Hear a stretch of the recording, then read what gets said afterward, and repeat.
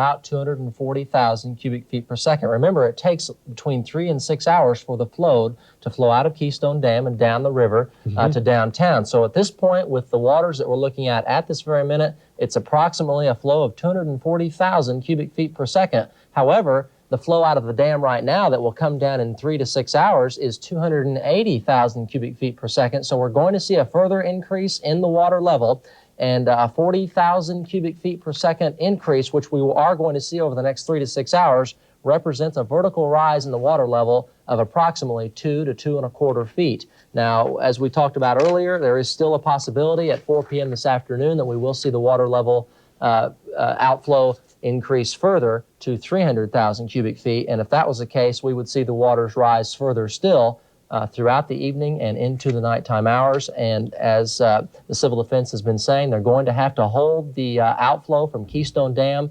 up in the 280 to 300,000 cubic feet per second range for at least the next 2 days and maybe for the next 4 days, because there is an awful lot of water still upstream from Keystone Dam that has to come down through the lake. And it's going to take a long time to disperse this water and let it flow through the dam and to be properly dispersed downstream from Tulsa. So we're also looking at severe flooding down in the Muskogee area. They're saying that some of the flooding down in Muskogee is going to be the worst that you folks have ever seen. At this point, the crest is not going to reach Muskogee until sometime, it looks like, on Tuesday, but it's probably going to be the highest level that Muskogeans have seen in history. And there's been several devastating floods down in Muskogee over the past years, one back in 1945, another one in 1959, and another one in 1923. And it looks like at this point, Muskogee will probably see the highest reading on the Arkansas that they have seen in their recorded history. So we're going to continue to monitor the flooding situations and the future crests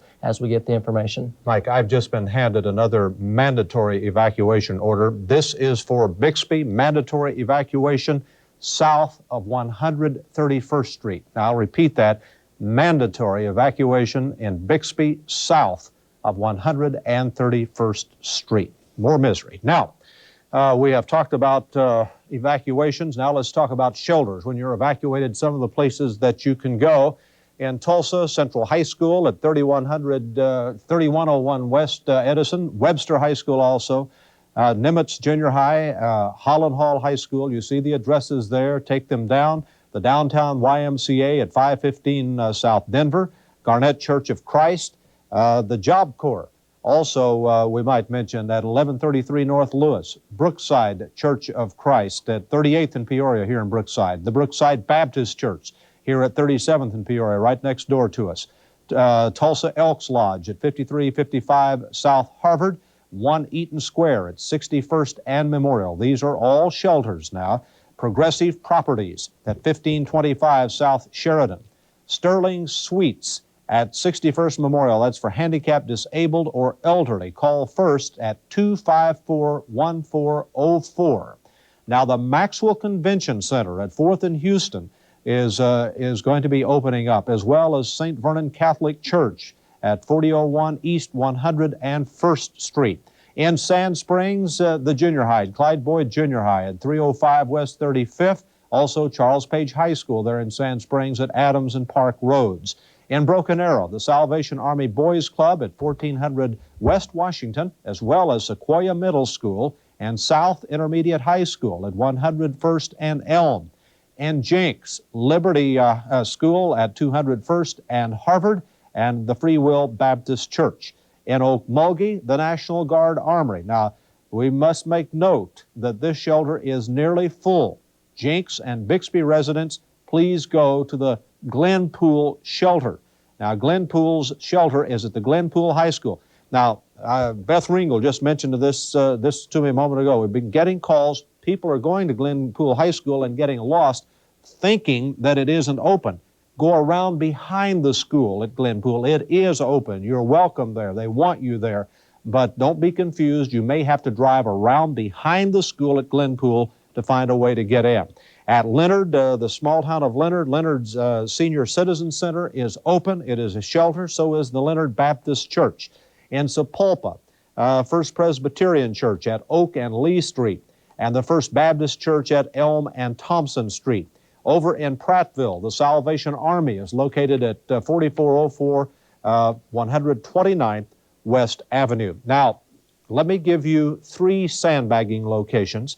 First of all, you can obtain sand and bags at 909 West 23rd at the ARA parking lot. Norm Stahl is the man to see there, and there is his number. We have just been handed, before I get on with the sandbagging, we have just been handed Memorial Drive will be closed at 5 o'clock, if not earlier. So Memorial will be closed at 5 o'clock, if not earlier. Mike, also, let me give you again 3 more sandbagging locations.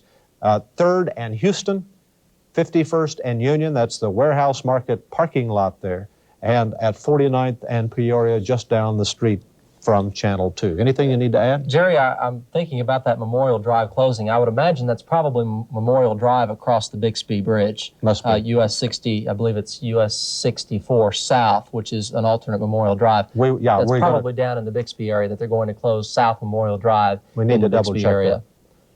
Good. That's all I have for now. We're looking, waiting for a further update as of 4 p.m. on whether or not they're going to increase the output from Keystone Dam an additional 20,000 cubic feet per second. And as soon as we find out, of course, we'll certainly let you know. We had expected that an hour ago, or well, really 42 minutes ago, that it would have been upped. The Corps of Engineers thought that it would go from 280 to 300,000. It did not. It is still at 280. They will reevaluate in about 10 or 15 minutes from now, and Mike and I will be back at that time. This has been a Newscenter 2 special report.